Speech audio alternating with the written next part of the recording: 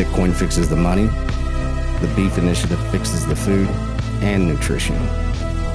Step into some new awareness that incorporates some much needed food intelligence into your life. This is Texas Slim with Texas Slim's vision. I'm not really sure how to intro this because this is a Beef Initiative podcast, but due to time constraints and the setup we have here at the studio on the software side, we're doing a cross-pollination rip here on TFTC and the Beef Initiative. Yes, we're innovating through it, and we're just going to do it. We're not going to sit here and bump our gums. Well, we're going to bump our gums, but we're just going to do it. Yeah. What are we bumping our gums about today, boys? Some Texas history? Am I getting a lesson today? I think you're part of the lesson. You are part of it. Why?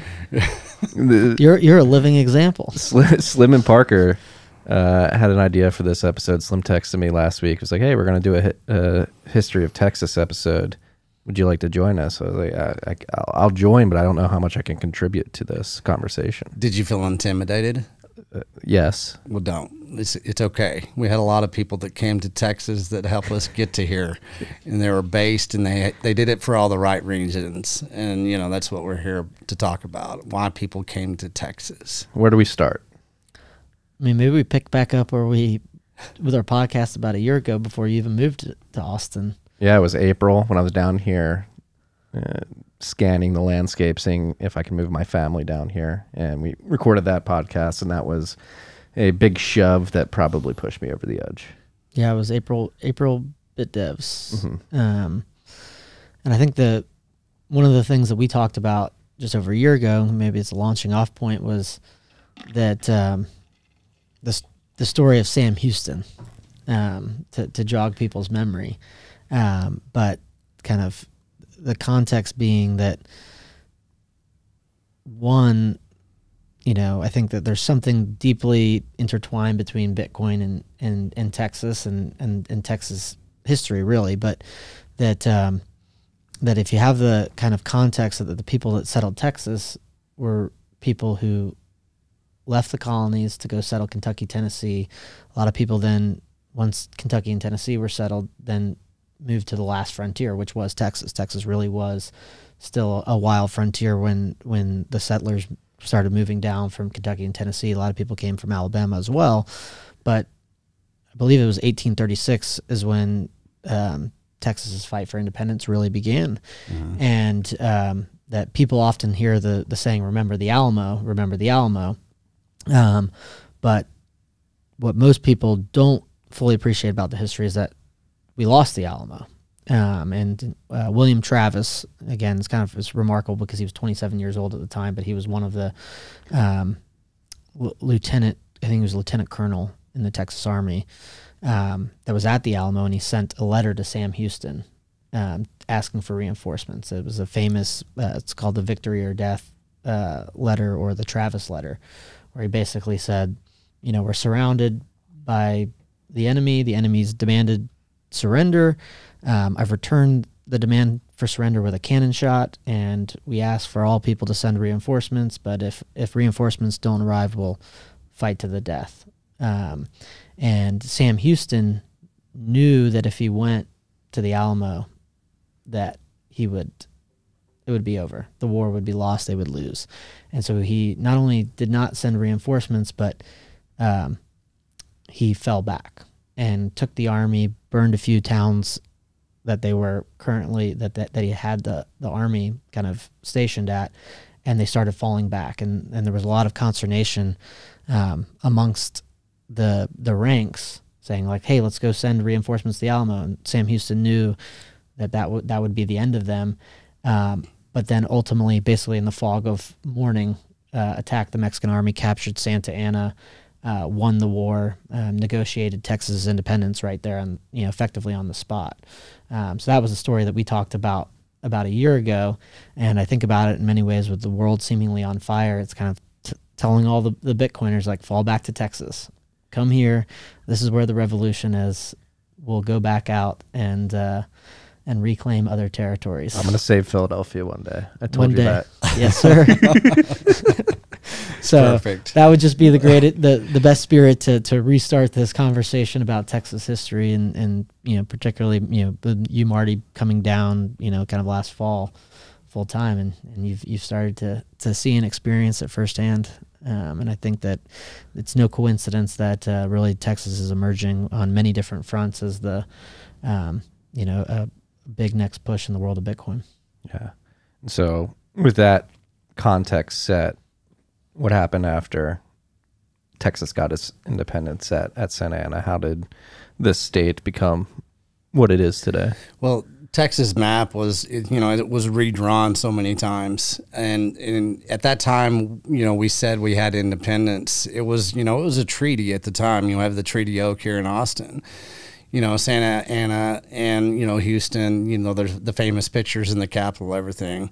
From 1836 and all the way up to 1878, it was just a bloodbath across the north part of the Texas map that we had drawn all the way down into Mexico. There was boundaries that were disputed. There was wars and battles that were fought. There was towns that were burnt. At that time, if you were coming into Texas, like my generation, my ancestors came into Texas via just what Parker said. Came from Tennessee. Some people stopped in Alabama. A lot of people came up through Galveston. There was not too many safe passages into Texas. And so you had to be very deliberate. You had to follow type of, pay attention to what was going on with Mexico, but you also had to pay attention to what was going on with the Comanches. The Comanches up in the Texas Panhandle, the Great Plains, the Llano Estacado, the Comanches many years before that had been driven out of their own lands and they ended up on the Great Plains. And they became pretty much, very, very, very savage. They were tough to compete against. Within that, you started having these wars, like I said, with, you had the Texians is what they were called early on in the state of Texas. Well, you also had Camacheria, which was basically Comanche land. And so those borders had to be fought with the Comanches all the way down into, we had wars, the Mexican in Texas, the Mexican War, the American-Mexican War. We had everybody. We went all the way down into Mexico City. So we were going on two fronts here. And so that story and that how it evolved brought a lot of people to the frontier is what we knew it. Why were people coming to Texas? It's some would describe in some parts of the state a desolate land. Why were people coming from Tennessee, Kentucky to settle down here? Why were they pushing south into Mexico and holding the Panhandle? Well, the way it was a spirit. It was freedom. Just like Parker talked about earlier.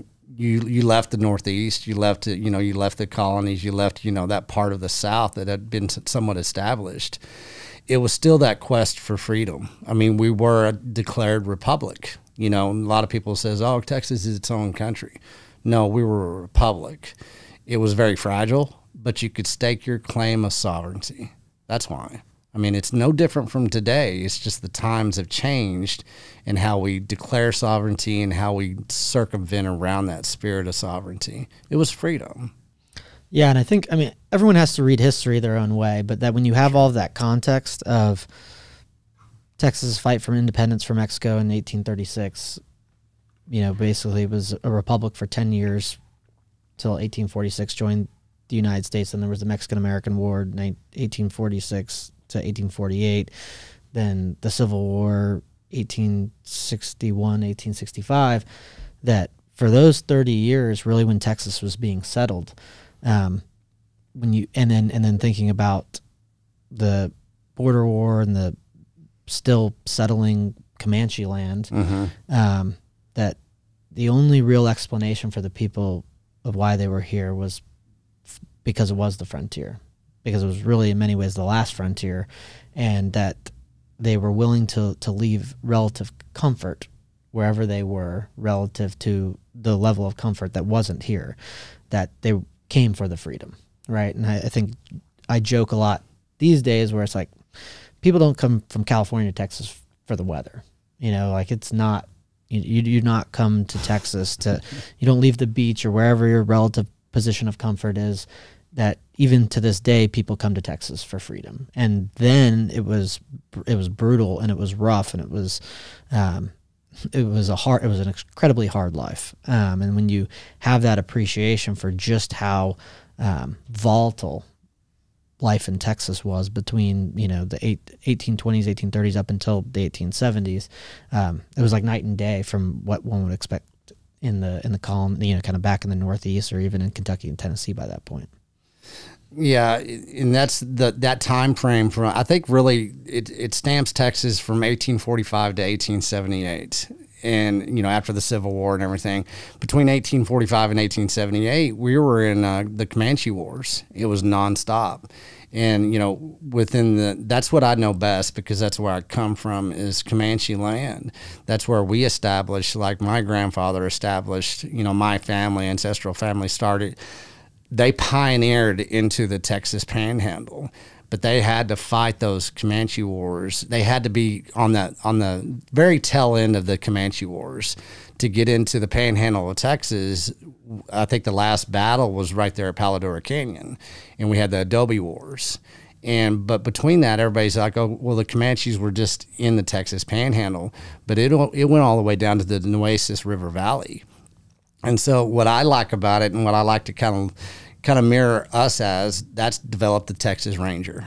And so the Texas Ranger was an enforcement apparatus that were very wiry. They were very loose cannons. They were pretty, you know, they were outlaws in their own right, but they had that spirit that I speak of. It was that yearning for freedom. It was the great frontier, and they were willing to do whatever it took to pioneer, to fight the Comanches, to fight the Mexicans, to fight the elements, you know, the wind and then the harsh environments that you get up in West Texas, all the way to the deafening heat down in the valley, you know, as far as, you know, Big Bend River Basin. You know, there's so many parts of Texas that are regional, that are very harsh, but it wasn't about the weather. It was about being able to, you know, to pioneer into the last great frontier.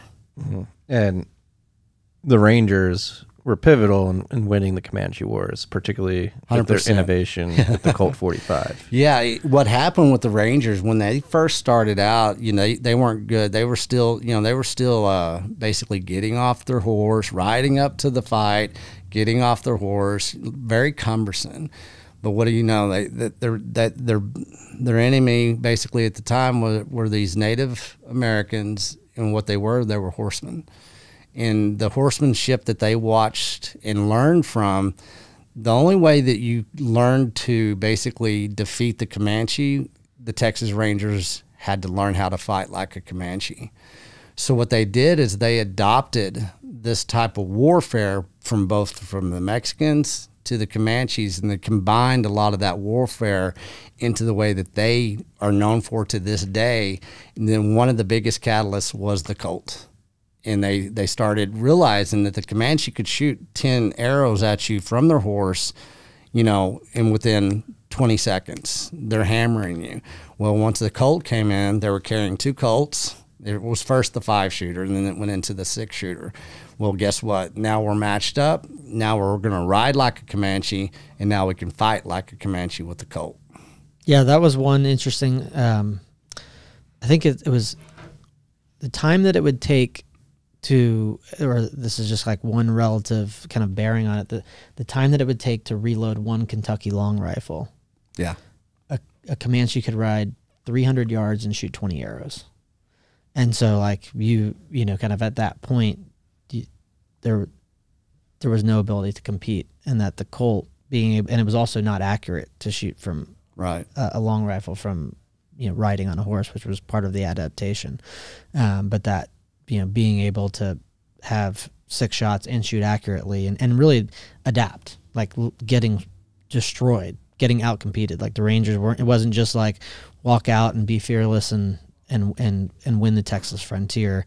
They actually had to adapt, like Slim was talking about. And that was, you know, I think, and if you start to read the history of the Texas Rangers, it's not all like lionized. Like there's good and bad. They had their own like kind of ethic on the frontier, and it wasn't all roses, truthfully, but that they were not only instrumental in fighting the wars against the the Comanche, but also the Mexican-American War too, that they fought alongside the U.S. Army.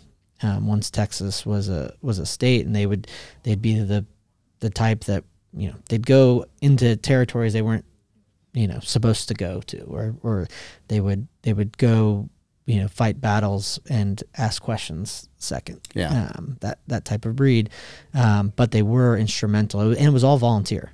Right. It was, and I don't even know if it was paid. But when you read about the Texas Rangers, it was a rare breed, a breed that doesn't really exist today. And when you think about the fact that it was only 150 years ago, it's crazy. Yeah, you talk about how they fought. They would go into, and they're notoriously, known for, as far as the type of, the warfare that they did wage was, you know, they'd go into a Mexican village, and they would go in before, like the Army did, the United States Army during the Mexican-American War, and they would go in and they would basically fight guerrilla warfare. They wouldn't really ask permission. They would go lay a foundation of like, hey, we're here, we're going to go take out some spots, and then you guys can come up and mop up after us. Yeah, one of the crazy stories. It's cool, you know, growing up around Central Texas, like whether it's a county like Hayes County, with Jack Hayes was a Texas Ranger, Camp Ben McCulloch. He was like one of the most famous Texas Rangers. But there's a story, and I think it was the Mexican-American War. It might have been post-Mexican-American War, when the border was still kind of being secured. But the U.S. Army needed to know how many troops were in a certain Mexican army. And Ben McCulloch, who was a Texas Ranger, basically went on a scouting mission, but needed a good count. So he literally rode down into the Mexican army of I think it was 5,000 to 10,000 troops. Yeah. And as the sun was coming up and as they were getting their fires going, he just rode his horse through the camp so he could get a good count. You know, and that's the type of crazy motherfuckers that, you know, just don't, you know, maybe they exist in certain parts of the world, but you just don't, you know, it's just like that type of stuff are the stories of the Texas Rangers, and how the last frontier was won. It was fascinating because they were outlaws in their own right, you know, and they didn't have to ask permission. And as we became more and more part of the United States, you know, of course, they got weeded out, got politicized and everything. One thing that a lot of people don't understand about the Texas Rangers is they're the reason we won the Mexican-American War. By far, they're the reason we won it. But a lot of people don't understand about the Texas Rangers as well, is they were very good communicators. They were innovators at their time of communication. I always talk about sound communication. Here is what we're trying to do. Well, they developed a communication apparatus because they were defending the Comanche raids from the north, the Mexican raids from the south. And, you know, how do you do that? Well, they did a lot of night raids. A lot of things were going wrong because they weren't fighting the right kind of warfare. They had to learn how to communicate. They developed a peer-to-peer type of communication system that's still used in the United States communications apparatus in some forms of our military to this day. And how they did it was nighttime. You know, they used signal lighting, all kinds of different ways that they could communicate for many, many miles, to where they started getting ahead of the raids, and they were able to communicate in a way that nobody had ever seen before. And the type of philosophy and theory behind it is, like I said, still used today. So that's a great rabbit hole to go down into.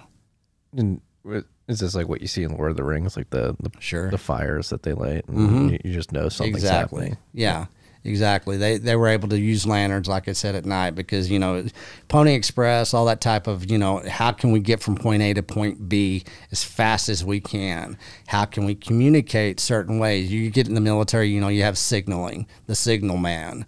It was a form of signaling and communications that had never been done before. What were they using? They were using night. They were using, you know, distance and lighting.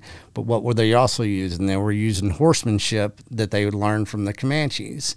So they were innovating from their enemy, turning it in, and basically, you know, restamping it. This is how we do it in Texas. And that's what we're doing today. I mean, you're coming in from the Northeast. We welcome everybody into Texas, but if you come to Texas, you better get ready to innovate, because that's what we're doing here. And so stay on the history tip. Like, what happens post Mexican American War, post Comanche War, when those wars are won? And I can speak from it from where I come from as far as the beef initiative. In 1878, we developed a cattle industry in the state. The reason Texas is because of the cow, nothing other. That was our store of value as a state and as a republic. After the Civil War in 1878, we had innovation coming strong. We had to go feed a nation. We had the steam engine coming. We had all kinds of things that were coming in and through Texas and across the United States. Well, in 1878, we established the cattle drive. We had plenty of cattle because of the Civil War. We had an unlimited amount of beef roaming the plains of Texas. So we learned how to basically harness that protein and start driving it to feed a nation. And that's a fascinating story within itself. We can come back. I'll let kind of Parker talk about how we got to 1878 in a way. But once in 1878 in the cattle industry, basically we started feeding a nation. And right now in 2022 with the beef initiative, we're right back in 1878. We had to develop the sound communications, the sound money that had to be developed. We had to do these cattle drives, a new form of cattle drive. We had to develop these nodes because we were going from Texas to Kansas City. We were going to Kansas. We were going to Chicago, and we were doing these cattle drives in that way. Yeah, I mean, I think it might just be a good time to jump into that. The only thing I would say is I just always like to frame it. And again, this is, everyone has to read history differently. But for me, it is always taking away the context. And when you hear stories about the Texas Rangers or the Alamo and the, kind of period where Texas was independent, and that being critical to a lot of the spirit that is here, that it once was independent and it's part of the United States, but that history existed, is that it was a really rough time. And it was an extended period of time, and it wasn't just wars being fought. It was civilians on the frontier living in the harshest of conditions, and that they were coming here in search of freedom. They were with all of those costs, they were willing to suffer through it because they wanted to be free. And that when I think about that in aggregate period of history, it really defines Texas in many ways. And we're all here, and we can't truly fathom what life on the frontier was like and just how hard it was. But when you think about that kind of filtering of people from the colonies to Kentucky, Tennessee, to Texas, that there is a trend that forms over generations of people that filter probably anywhere else in the world, the people who value freedom more than anything, more than any other place in the world. And that I do think, even though there is not a direct link between that and Bitcoin, there certainly is, in a way that is unavoidable. That whether it's Bitcoin or what Slim's doing with the Beef Initiative, which has a big part and parcel to do with Bitcoin and the entire spirit of decentralization, like what you talked about, Marty, at the Beef Initiative conference in Kerrville, that it's not a coincidence. Even if you can't create a direct linkage between them, it's not a coincidence that so many people are coming to Texas to work on Bitcoin, and that it's spreading like wildfire here. And I think that really is because whether it's the search for freedom or the empowerment to be able to innovate, to I'd love to hear more of Slim's version of history about kind of the early days of the Texas cattle industry, but then that involving into the oil boom and the wildcatter mentality, that it's all linked in history, and that doesn't just happen by coincidence. It happens by filtering people and the nature and the breed of people that are willing to sacrifice pretty much everything in search of freedom.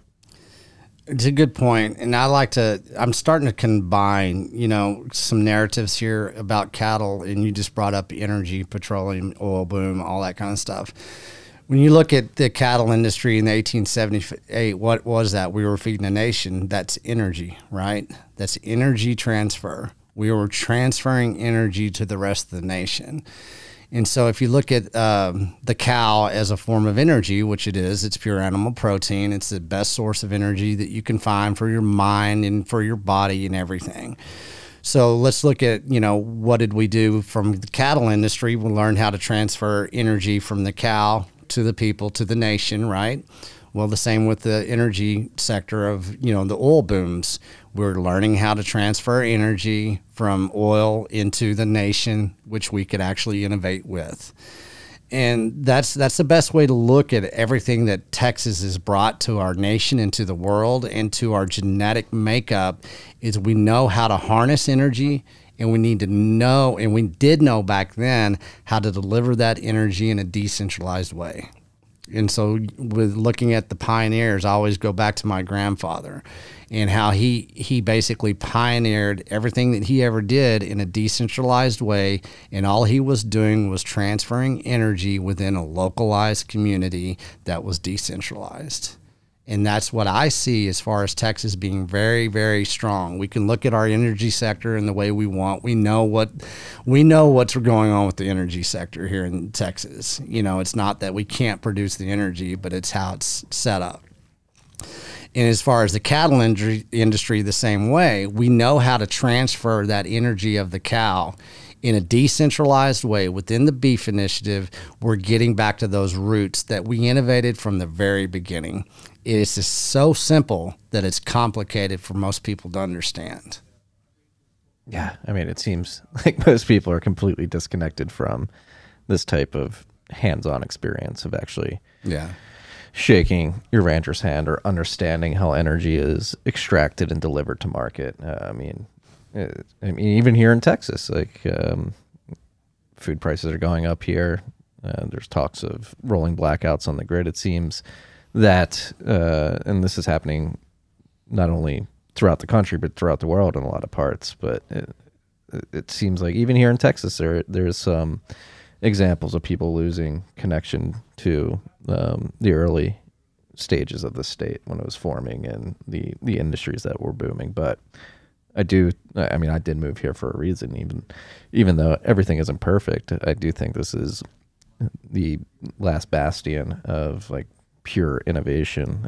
What's going on down here with Bitcoin is incredible. It's palpable. It's definitely happening. And with the beef initiative as well, it seems like there's people like yourselves who really understand the essence and the nature and the ethos of what Texas was built on. And it seems like you're trying to spark a rekindling in some way.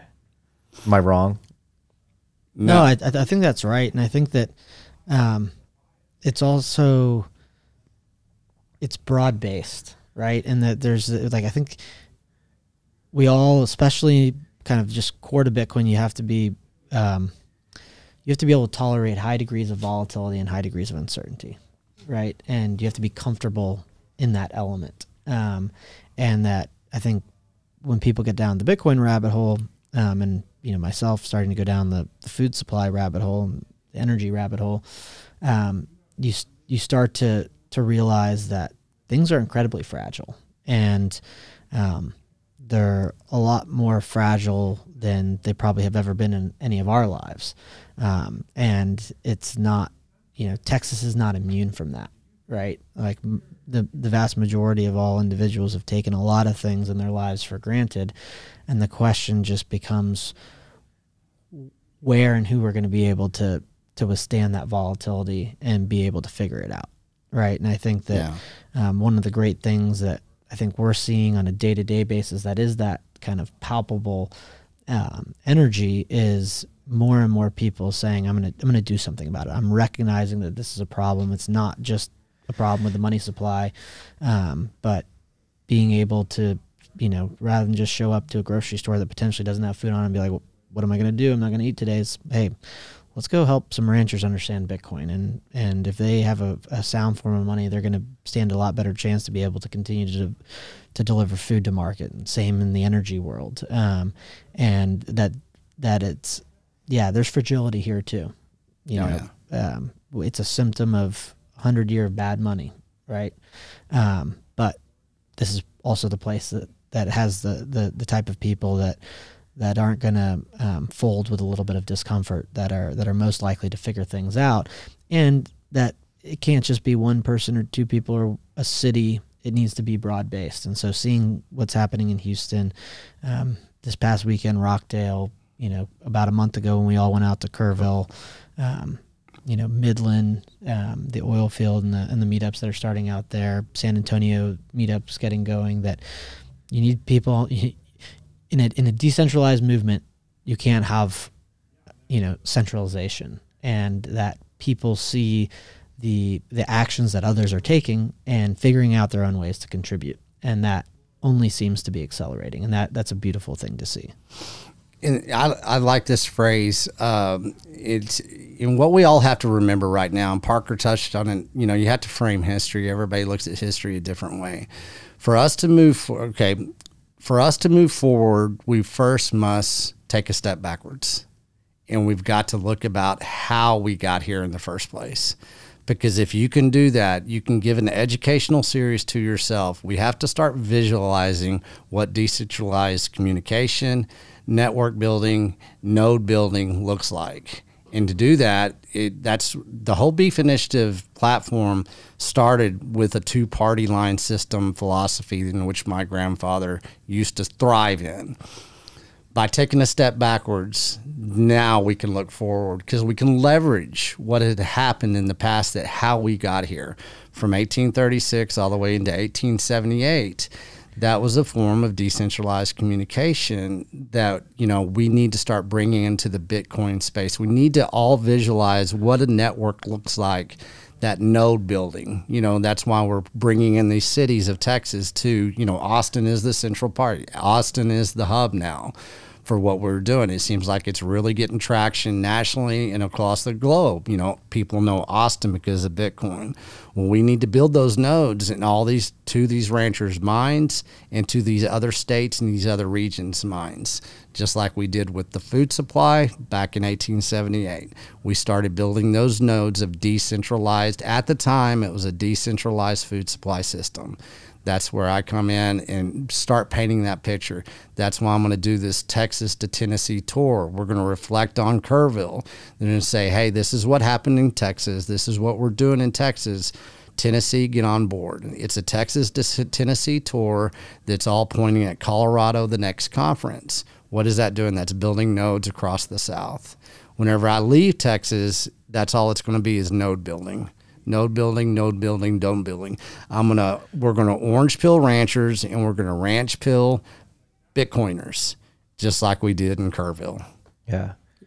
Well, Slip, tell the story just about this weekend. So, sure, because I do think like people can kind of get the sense of things that are happening in aggregate in different cities, and seeing how that's spreading, but also on a micro scale. So this past weekend, the team at Riot and Windstone organized a meetup in Rockdale, which is where their large Central Texas facility is. It's somewhere between 400 megawatts and 700 megawatts. A bunch of us went out there, went on a tour of the mine. They I recommend that people do it. Being able to go see a mine of that scale is incredibly valuable. Just interesting to see. But more important than that, we were at a meetup. The new mayor of Rockdale has a barbecue joint.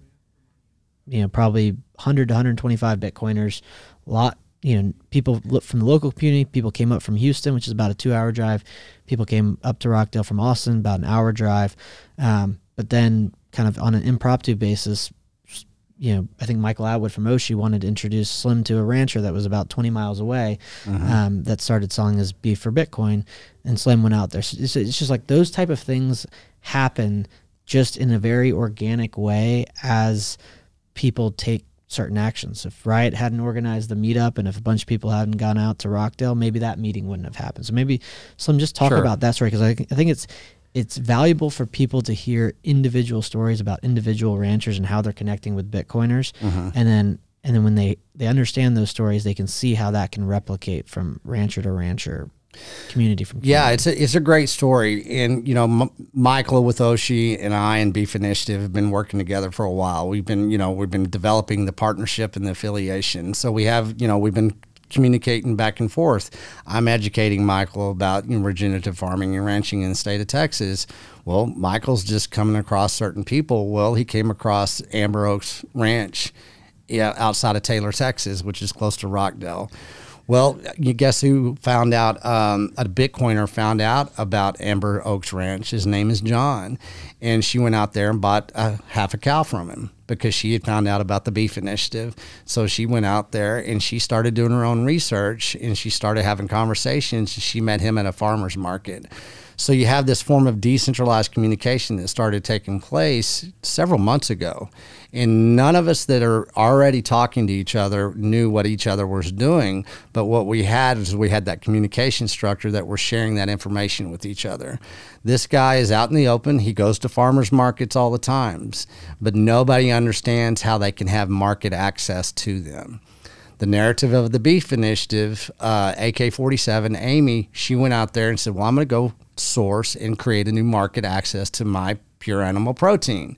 I'm going to find somebody that's close to me. And so sure enough, she finds this regenerative farmer and rancher. He had moved to Texas. He's not, he's not from this area. And he is a first generational farmer and rancher. He's doing fowl, he's doing beef, he's doing lamb, and he's doing hog. And he's doing it in a regenerative way. Well, Michael goes out there and basically orange pills him. So now he is basically doing market access in a decentralized using Bitcoin. But all that happened is because we're in this decentralized kind of communication structure. It's happening organically. We're not having to go out here and solicit ourselves. This has happened because we are talking to each other in the way that we are. We have one thing in common is that we're in Texas right now and we're talking about Bitcoin and we're going to these places like I didn't know Rockdale was even going on when I came into Austin last week. But now that I've met John, he's coming into the beef initiative. He is now accepting Bitcoin. He has full-on market access. John knows, I think he knows, but now he's probably not going to have to worry about selling his product for the next 2 years. Because here we are. We have a decentralized communication structure that happened organically, and now he's going to be able to plan on how he stewards his land and his animals, and he's going to have a very good relationship with all the Bitcoiners and everybody else that goes out and shakes his hand because he wants to tell everybody, he wants to educate everybody on how he's doing this. Yeah, I think maybe a good way to distill your description of the decentralized network of individuals going to these farmers, like individuals standing up and taking action, because that was one thing we were discussing when we went to go get coffee earlier, is that I went on a podcast yesterday with Clint Russell from the Liberty Lockdown podcast, and we got into the conversation. There's a lot of, and I've been guilty of this in the past as well, and it wasn't until Tucker Max came on this show, and then he was recently on Mark Moss's show, and he's been spreading this message of action instead of seething at the people we perceive as enemies, whether it be the World Economic Forum or the government that many perceive, and they definitely are messing up our world and aspects of energy, food, and money. And we can sit here and seethe and complain and point and say, look at what they're doing. Or you can take action, which is what this decentralized network of nodes, which are individuals taking action at the end of the day, getting up and saying, hey, I'm going to go shake a hand. I'm going to go mention Bitcoin, open up that door. It just takes action. And it could be individuals, right? And you mentioned Amy. Amy's just a Bitcoiner who wanted to get meat, and she got up, walked out the door, and looked for a farmer. That's the message I think we need to get through to everybody, is it could be you if you're listening to this, wherever you are. If you're seeing these problems too, and you're like, I'm still guilty of it to this day. I fall prey to seething at the perceived enemy. But some of the highest leverage things I've done is move here to Texas to work on Bitcoin, to start the studio, to get people coming through here, shaking Cole's hand, being able to get access to beef that way, and just building a network here of actually getting up, having conversations, and taking action instead of screaming into the void on Twitter. Well, and I've seen that really, whenever I was in technology when I was younger, and when I was doing research and analysis, I was targeted to do a study on the division of interpersonal communication and what our digital world was going to do to communication skills. And one thing I do see is people think that they can communicate in a digital form and be very effective. You can in so many ways, right? We're more connected now than we've ever been, but we're more disconnected with each other than we've ever been.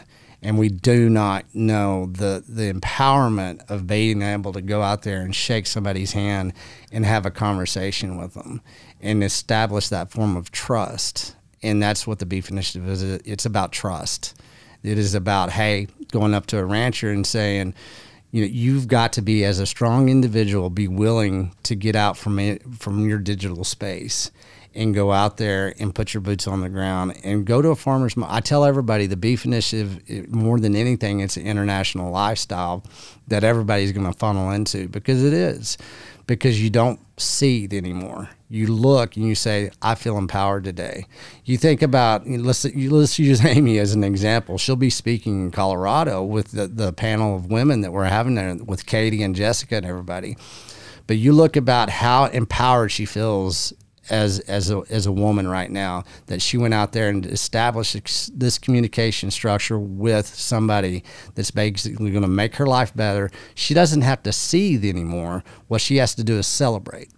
And she has to honor that celebration of going out there and meeting somebody and getting to know what they do and getting to know them as a person and as somebody that she wants to be friends with for a very long time, because they're going to educate each other in a very holistic way that is very personable, and there's no division there. It's because they honor each other's and they have an obligation and they understand what accountability is whenever you actually do develop these relationships. There is no more dividing line whenever you come into the Beef Initiative and the type of decentralized communication that we're trying to set up. Yeah, and I think that the other thing is seeing it happen on a broad-based way of individuals taking action, right?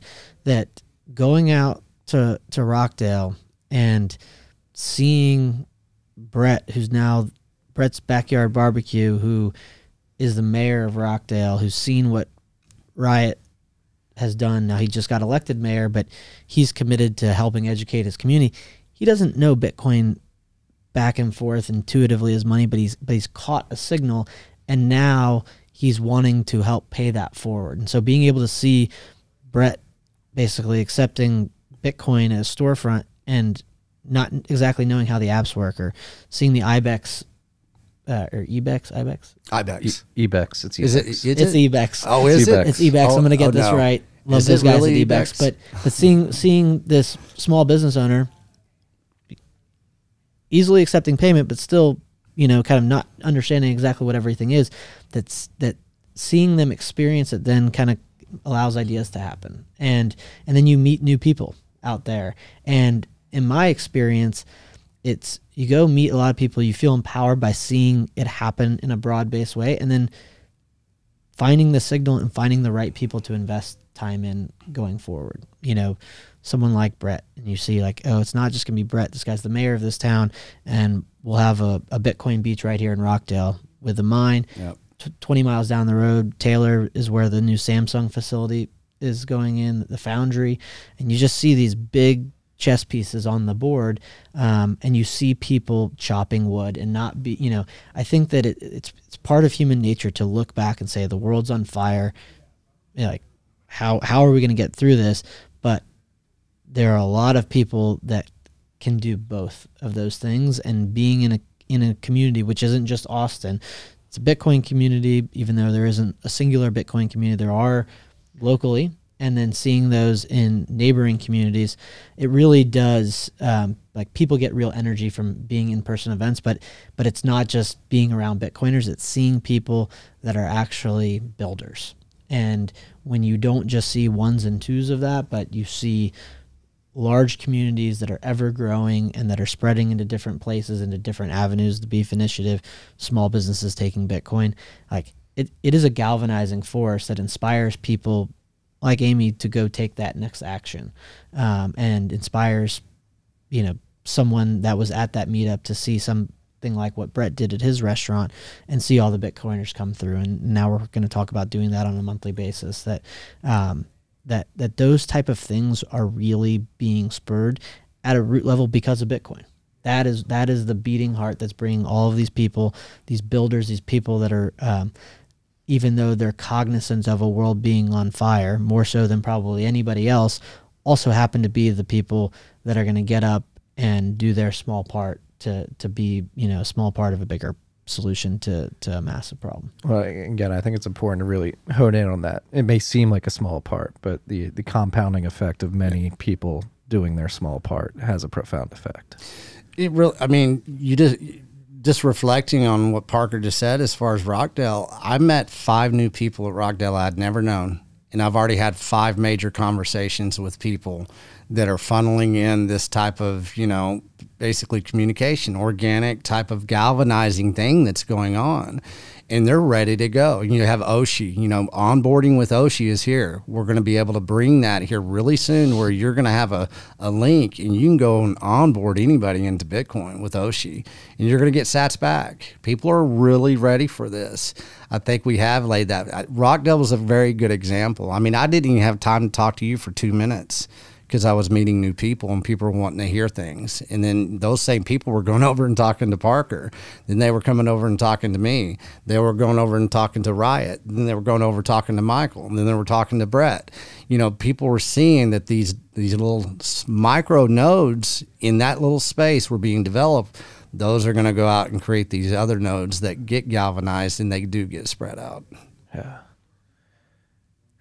And the same thing happened in Kerrville. You guys were there. Mm-hmm. I mean, I didn't even get to communicate with you guys at the conference when we had a break or whatever. Is like, I didn't talk to you guys all day because you were busy talking to ranchers, talking to other people that you'd never seen before. It is happening organically everywhere we go. And I think one of the most encouraging things is that it's happening rather quickly too. Mm-hmm. Like we start talking, November of last year? Mm-hmm. Yeah, I think it was like right at the 1st of November, late October. 6 months later, you have a conference in Kerrville. You're doing your Tennessee tour. You've got something going on in Colorado. We're at Rockdale. And that's, again, going back to the seething and the feeling of impending doom. If you stand up and take action, I think many people, if you're listening to this, I think if you do take this action, you'll surprise yourself at how quickly material change can materialize. Yeah, and I also think that's why, just a steady drumbeat, Kerrville, it was Kerrville, then it was the Empower Conference, and then, Austin Bit Devs, the first Austin Lightning Developers meetup was before Austin Bit Devs, then the Rockdale event, then Houston Bitcoin meetup tomorrow. I think the San Antonio meetup's really getting started on June 2nd, and so that steady drumbeat of just always something happening. There's going to be the Bitcoin Plus conference here in Austin. I think it's the 6th to the 9th. Yeah. That Lisa Nygett from Base 58 and Pleb Lab are co-sponsoring, or co-leading, I should say. That those things just, that steady drumbeat gets more and more people engaged, but also keeps putting builders in the same room together, creating more connections between people that share ideas, and then those ideas actually result in new tangible progress being made. And that, it is reinforcing to have more and more things and events happening here in the state of Texas. But, Slim said something about Kerrville, which, it's crazy that it was only, I think, a month ago. Yeah. There's like the 23rd, 24th, it feels like an eternity ago. But that, or maybe Empower was before that. And then. Yeah, Empower was before that. Yeah, Power, and then. It's 3 weeks before that. Yeah. But Slim talked about having it in Kerrville because anybody who was out there was out there intentionally. If we have a BitDev, someone might come to BitDevs in Austin because it's the third Thursday and they're here in Austin and they just move, take a 5-minute car ride. But if you went out to Kerrville for the Beef Initiative event, 2-hour drive from Austin, there were Bitcoiners I talked to that came from Indiana, seemingly either flew into Austin or San Antonio and then drove 2 hours. People flew in from Idaho to come to the Beef Initiative event. People drove from West Texas.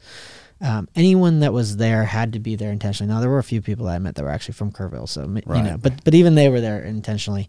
And the same will be true of or the same was true of Rockdale, right? There were people from the local Rockdale community, but they were finding a signal that was Bitcoin. But there were Bitcoiners from the Houston community that came out, Austin community that came out. And when you put those group of people they have to have some intention of why they are where they're at, that is a very strong filter. And it is no coincidence that good things that are unpredictable happen from those events. And I would expect the same. I'm hoping I'll be able to make it to the event up in Colorado in July. But while we have something, kind of really incredible happening here in the state of Texas, we want it to happen everywhere. Yeah. Right. And that, going out to Jason Rick's ranch on, I think it's July 22nd, 23rd, the same thing will be true. Everyone that makes their way to that ranch will be there for some intentional reason. And when you put a group of people, 100, 150 people together that have very intentional reasons to be somewhere, and that there's this Bitcoin beating heart or decentralizing food supply beating heart, there's such a strong overlap that incredibly positive things will happen from that as well. It's a good point. I like to look at it like this. There's a social anxiety, across the world, especially, here in the United States, we have it, tremendously. I like to, whenever you show up to one of these events, the trust is kind of already established because we have this common denominator that we're all looking at. That social anxiety goes away. The trust already seems somewhat established. You're actually building a new communication structure that you don't have to worry about all this other social anxiety that's going. There's no judgment. Hey, we're all going to start here, and we'll expand out with our communication and our relationship that we're, the form of intimacy that's already there. That's why I like these conferences on how we're doing it, is that, I keep on saying this and people are going to understand what I'm talking about. This is a lifestyle that you can really invest into, that you can really have fun with right now during all the angst, all the anxiety, all the strife that we're going through. If you want to focus on that and you want to keep on bumping your gums about all the pain and evil, go ahead. It's a shitty lifestyle. You want to come over here to where there's hope, there's innovation, there's a like-mindedness, there's that form of trust that is a form of intimacy that everybody's yearning for. This is where people are going to funnel into their actions, their intentional behavior as far as destination spots, and there's going to be a sense of agency to this that actually is a foundational layer to really change your life, and it is. It's a form of a health initiative. It's a mindset initiative. It's a beef initiative. It's a Bitcoin initiative. It's all coming together and it's coalescing, and that's what we have to go do across every little region of the country. Yeah, I mean, this is the third party that people have been looking for. Like red versus blue. We need independent. Like, no, you just need to take action. If you want change in the world, go be the change you want to see. And this is, again, adopting Bitcoin, shaking your rancher's hand, and educating people about how to do these things. Like, this is how change comes. You don't, and again, I'm guilty of it. I'll be the first to admit it. You don't see. All of us are. Seethe on Twitter can only get you so far. Yes, you can get a lot of likes and retweets, but it's not going to put food on your table or actually put sound money in your wallet. Like, you have to go act. Mm-hmm. Yeah, there's a difference between typing "we all gonna make it" and like literally going out and chopping wood. And that when you're around those people that are, through the uncertainty and through the discomfort, are able to get up every day and show up. I think one of the things, I don't know where we were talking about it, Marty, but you, Matt, and I were talking about just so much of it is showing up and dealing with adversity and dealing with the discomfort to be able to actually produce, to be contributing value and building, whatever it is, whether it's me building Unchained, you with this podcast, the Beef Initiative with the podcast, but the work it's doing and creating this network, but then also creating direct market access in a decentralized way, takes a breed of people that are willing to get up, with everything that's going on in the world. But it's not just that each individual takes action. It's that when you actually put those group of people together, that it inspires more people to do that, to say like, yeah, why, I'm not just going to type WAGMI on Twitter. I'm going to go chop wood in the Texas heat. Yeah. And what's fun about that is, I'm kind of a smart ass, and I don't like people, you know, I don't want to offend anybody, but if you're going to keep on parroting all this crap, you know, over and over again, you know, you and I aren't going to have a good time. We know what's going on out there, and it's a form of accountability that we all have to make appealing. And, you know, that's how we, from very day one, I told you it's going to be boots on the ground. I'm going to go out there. I'm going to come this summertime. I told you back in November, I said, I'm going to hit the road and I'm going to go shake every rancher's hand across the United States that I can. And for us to be able to sit here and see, you know, and talk about how we're talking about, this is called proof of work. This is, we're applying, you know, we're bumping our gums, but we're also going out there and we're doing it. I get pissed off every day that everything that's going on in Davos, everything that's, you know, going on even sometimes in the Bitcoin space. You know, there's a lot of rent seeking that goes on daily for likes, for, you know, for market access into a space that's being innovated by other people, and then other people are coming in. Well, we have to remember, you have to become that movie, like you said. You have to become that change, that cliche that we have to use. Well, it actually is real life right now. In my space, you know, being from, you know, the startup days and the innovation that happened back then, I started the Beef Initiative by writing 10,000 words down, and I did a Substack. And now we have the Beef Initiative. That's because I learned how to innovate when I was young, and now the innovation that is the opportunity of innovation in the Bitcoin space right now is some of the most fascinating times I've ever seen. I have no strife in my life right now. I'm the happiest I've ever been. I'm meeting the most base people, and every day is flowing like water for me because of the way that we're approaching this, the conversations that we're having like right now with you guys. It's the only reason you and I ever met is because of Bitcoin decentralized mindset. Yeah. And well, you mentioned the startup days in Austin. This is supposed to be an episode about Texas history. Maybe we touch on that and how, because we've talked about Dell a lot, right? Like and how this sort of built the city.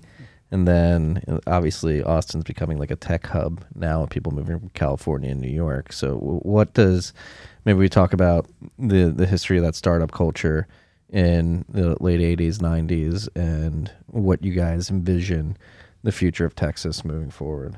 Yeah, there was a story that I think Ryan, I mean, I'd heard it before, but I think the last time we talked about how, you know, Michael Dell, you know, University of Texas dropout, and Dell Computer was a big spurring of a wave of tech moving in kind of all the concentric circles around semiconductors moving to the state of Texas. But Ryan Gentry from Lightning Labs, after I think we talked about that, reminded me, or, you know, kind of reconnected a story that even before Dell, there was, I think there were a group of 19 or 20 patrons who all contributed $1 million to invest in a semiconductor facility here in Central Texas. And that really predated Michael Dell. I don't know how much it directly contributed to, you know, Dell being flowed. Yeah, it flowed into each other at some point in time. But it certainly contributed to it. But that, you know, when I'll go up and say how Austin's becoming the Bitcoin capital of the world, and, you know, kind of actively recruiting Bitcoiners to the city of Austin. There's things that have the groundwork was laid decades ago for this to be a place where Bitcoin was going to proliferate and accelerate and you know, kind of help transform the next phase of Bitcoin. That it's not one person getting on Twitter and shit posting about how Austin is the Bitcoin capital of the world. It was things that happened for very strategic reasons that were out of the control of any individual or group of individuals as to why I think what's happening here in Austin. You know, I think like dating all the way back to that history of how Texas was formed, the nature of the people that were here, and action building upon action and compounding. And then you pull it forward to the 60s and 70s, and then leading into the 80s, Michael Dell, and that really being the foundation of Austin being the tech center that was away from the coast, right? And that when Bitcoiners look around the country, and when they start to see Bitcoin for what it is, and the ideals of freedom, and then the consequences of taxes, and the consequences of the world being even more on fire in other places where Bitcoin development really kind of 5 to 10 years ago were the primary hubs. And not to say that there isn't still a lot of activity that goes on in New York or San Francisco, but that all roads were leading to Texas and Austin always, for reasons before we ever were walking on this earth, and that they were there, and you can say it's in the water, but it is happening for very strategic reasons, because beyond us, Austin's a very liberal city, but Texas is a conservative state that has a lot of regulatory certainty, and strong property rights, and favorable tax climates, favorable to business, to starting a business. And then we have the energy that's core to what powers Bitcoin and secures Bitcoin. So, and that's just compounding in nature. So I do think that the history of Texas and is core to it. The history of Austin emerging, over the 90s, really early 2000s and into the 2010s. And then, kind of the natural competition away from places like San Francisco and Seattle and New York, that it was a grand setup to I think what happens next here in Austin. Really is. I mean, I showed up in Austin. I drove straight to 6th Street when I was 19 years old, had $150 in my pocket. Technology and innovation wasn't in my purview as far as my future. But just because it had that little spirit of innovation. I mean, we innovated in music. You had a lot of things that happened in Austin way before the technology, which was it's fascinating to look at just Austin's history. I mean, and Parker knows it better than anybody because this is where he comes from. I show up from being Texan. I show up in Austin. Just by being in Austin, I innovated myself, and I joined a form of innovation. Whenever I got into technology, this is how I got one of my first jobs into technology. I was traveling at the time. I came back, and I'd been studying networking, computer networking, and there was a small company that had a classified in the Austin American Statesman. So I answered that ad. Well, it was a small startup company. I was, I think, number 12 in the company at that time. This company started with $1,500 with 3 guys. They did it in their apartment, and within 2 years, that same company, and I didn't get to reap all the rewards of the first, top 10, all that kind of stuff, but that company sold to Charles Schwab for $500 million. And it was just because of the innovative spirit that, kind of Dell it was the same time as Dell. That was like 1999, 2000, just like Parker said. There is a foundation of innovation that got us here to where we are in Bitcoin. That's what a lot of people, once again, to go forward, we must take a step back. Why is Austin there? Well, it already had a foundation of innovation. Yeah. I could keep going for hours. Yeah. So you have to hop on a call. Yeah. I got a meeting. Oh, it's that time. You've got 3 minutes. How should we wrap this up in 3 minutes? What's your call to action, Slim? You always got a call to action. Call to action is going to go to beefinitiative.com. Okay, we're selling beef boxes. Go buy your beef. Decentralized. It's Cole Bolton, K&C Cattle. Everybody in Austin knows him now. Thank God for Bitcoin, right? Also, later on today, I'm announcing Bitcoin education for the North American rancher. I've been working on it forever since you and I talked the first time. It's going to be kicking off on June 6th. So go sign up for that. You'll see it on Twitter. You're going to see it on the beefinitiative.com website. Let's get these ranchers educated. And Parker was instrumental. The why of Bitcoin is how we're starting the education process. Then on June 1st, I'm going on the Texas to Tennessee tour, and I'm going to go from ranch to ranch, Bitcoin meetup to Bitcoin meetup, whoever will have me across the United States. It's starting from Texas to Tennessee, but we'll take it anywhere you want, but it's all pointed at the Colorado conference, which is July 22nd, 23rd, and 24th in Crawford, Colorado.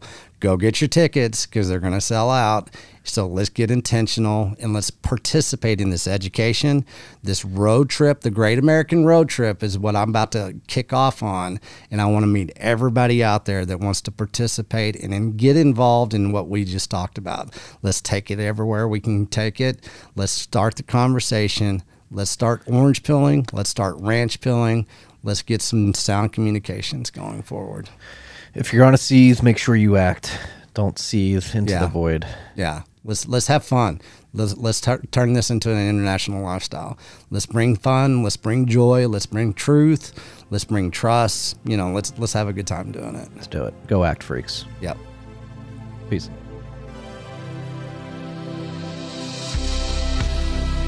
Here at the Beef Initiative, we encourage all you ranchers out there to tell us who and where you are so we can let everybody know.